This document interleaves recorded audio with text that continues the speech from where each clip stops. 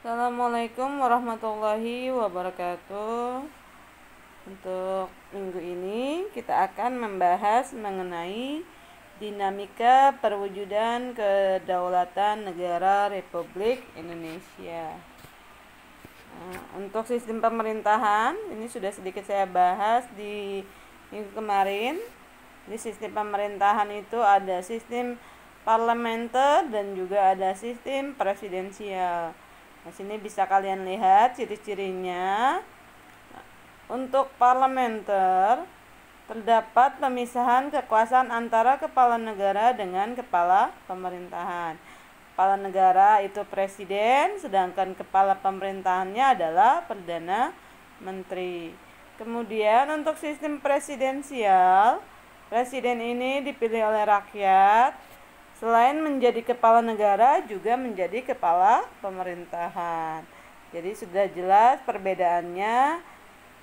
Parlementer, kepala negara dan kepala pemerintahannya berbeda, sedangkan presidensial, kepala pemerintahannya satu, yaitu presiden. Oke, kita masuk ke dinamika perwujudan kedaulatan negara Republik Indonesia. Ini perkembangan demokrasi di negara Republik Indonesia ini sejak merdeka tanggal 17 Agustus 1945. Indonesia mengalami sejumlah fase demokrasi. Yang pertama adalah fase demokrasi parlementer, yaitu tahun 1945 sampai 1959.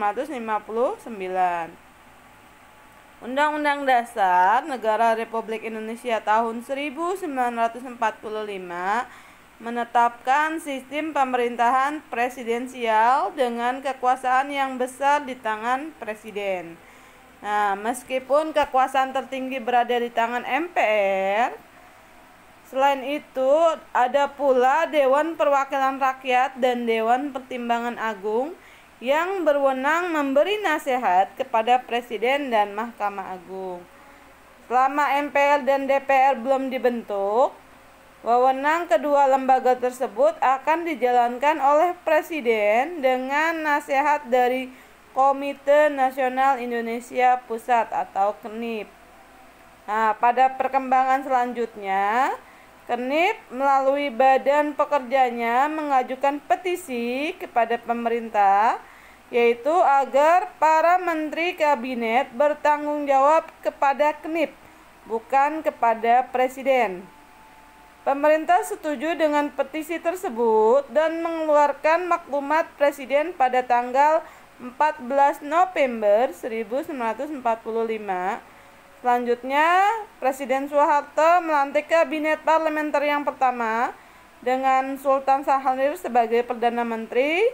Dengan dikeluarkannya maklumat presiden tersebut, demokrasi di Indonesia berubah dari demokrasi Indonesia dengan sistem parlemen presidensial menjadi demokrasi parlementer. Jadi di Indonesia pun pernah menjalankan sistem parlementer, walaupun di awal sudah jelas bahwa kita menggunakan sistem presidensial.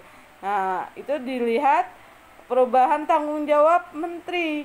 Kalau presidensial, menteri itu bertanggung jawab terhadap presiden, karena menteri itu adalah pembantu presiden. Nah, kalau parlementer, nah menteri ini tidak bertanggung jawab kepada presiden karena dia bukan kepala pemerintahan. Kepala pemerintahannya perdana menteri. Maka menteri-menteri itu harus bertanggung jawab kepada kabinet. Lanjut ke demokrasi terpimpin. Nah, demokrasi terpimpin ini pemberlakuannya kembalinya Undang-Undang Dasar Negara Republik Indonesia tahun 1945. Nah, karena memang sebelumnya di tahun 49 itu sempat pernah menjadi RIS karena adanya Belanda yang kembali lagi ke Indonesia dan membentuk negara-negara bagian di negara Indonesia. Tapi karena memang yang dibentuk adalah negara Indonesia, banyak yang kembali bergabung ke negara Indonesia sehingga akhirnya RIS hanya bertahan sampai 1 tahun, yaitu 1950. Nah, kemudian karena sudah bentuknya balik lagi ke kesatuan, bukan federasi lagi, maka undang-undangnya harus dibentuk yang sesuai dengan bentuk negaranya, kesatuan. Akhirnya dibentuklah Undang-Undang Dasar Sementara 1950. Nah, ini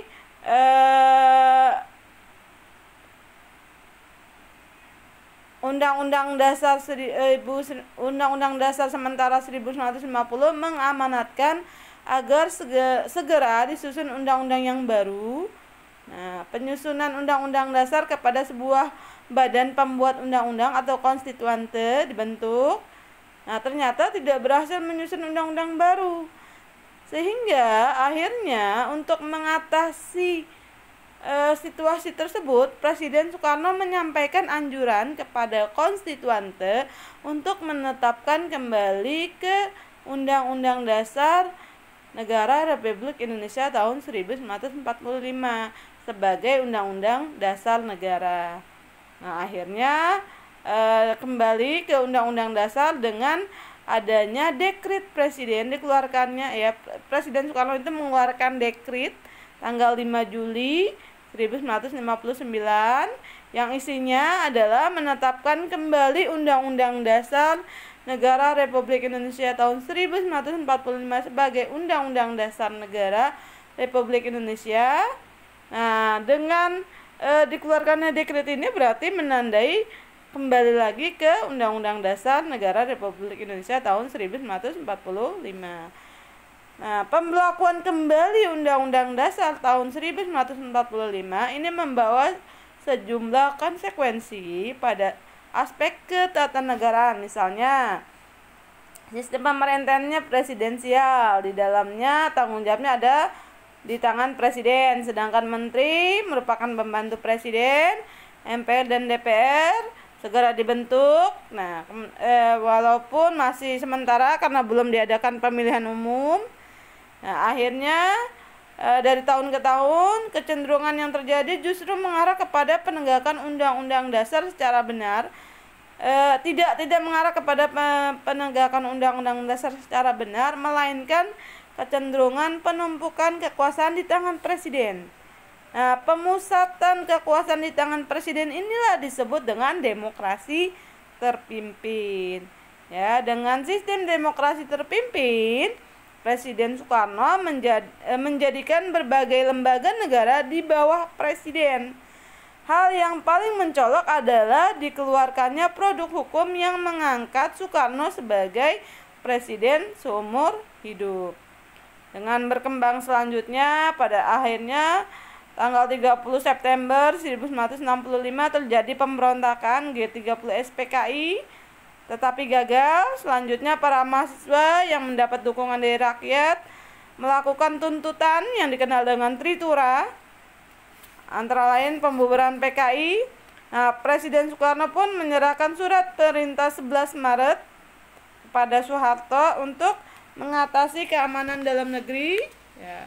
Nah, akhirnya masa demokrasi terpimpin ini berakhir setelah pertanggungjawaban Soekarno ditolak MPRS. Nah, Soekarno pun diberhentikan dari jabatannya sebagai presiden pada sidang istimewa MPRS dan Soeharto menggantikan sebagai presiden Republik Indonesia. Lanjut ke demokrasi Pancasila tahun 1966 sampai 1998. Nah, setelah masa kepemimpinan Presiden Soeharto berakhir, ini diganti dengan pemerintahan Orde Baru yang dipimpin oleh Soeharto. Nah, hal yang digaungkan adalah melaksanakan Undang-Undang Dasar Negara Republik Indonesia tahun 1945 dan Pancasila secara murni dan konsekuen.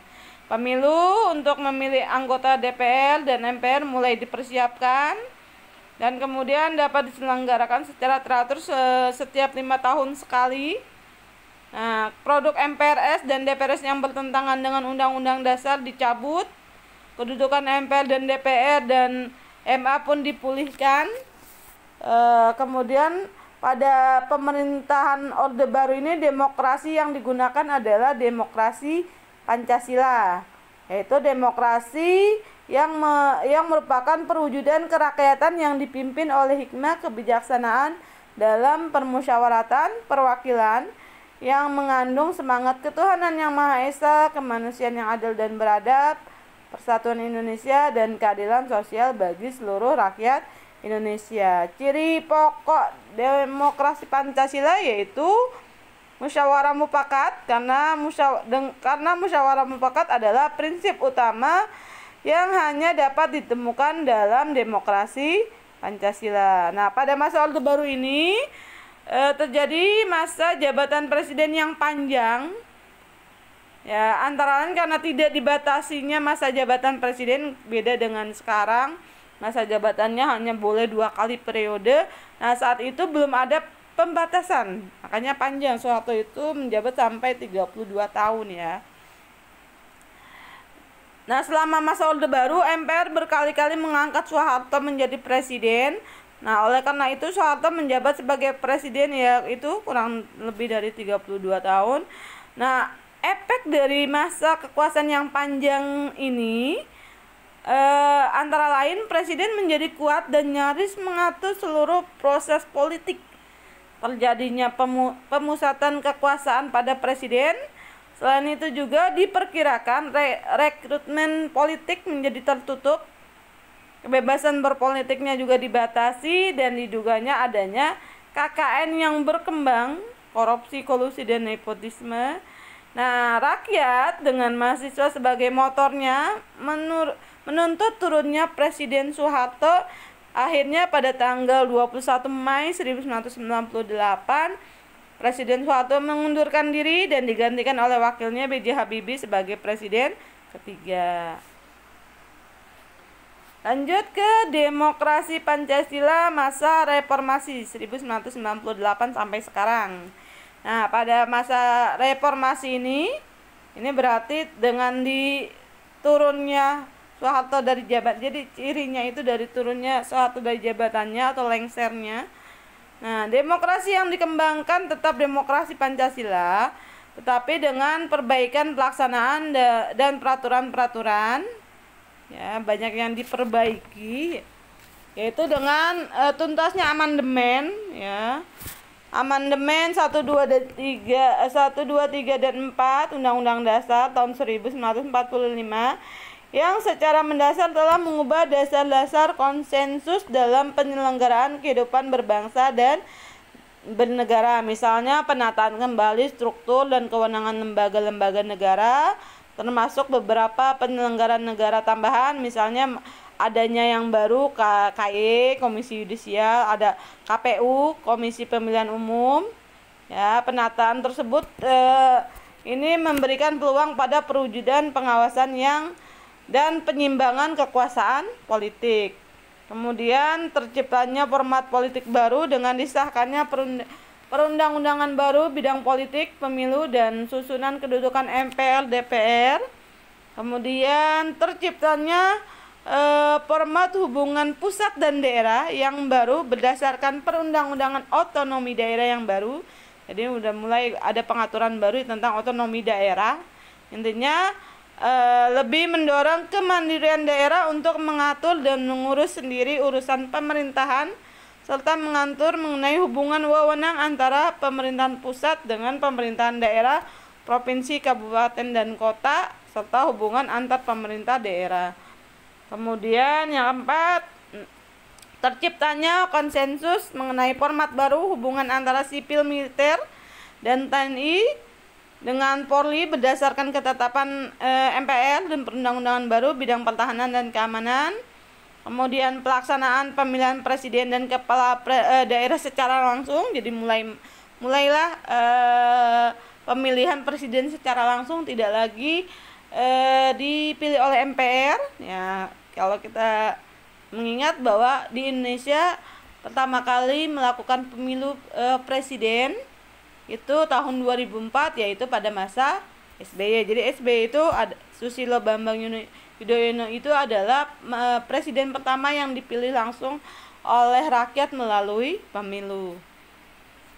Kemudian diakhirinya pengangkatan TNI atau Polri dengan utusan golongan di dalam komposisi parlemen. Kemudian berkembangnya peran partai politik, organisasi non pemerintah, dan organisasi masyarakat sipil lainnya. Itu adalah dinamika perkembangan demokrasi yang ada di Indonesia. Oke, untuk hari ini Ibu rasa cukup. Assalamualaikum warahmatullahi wabarakatuh.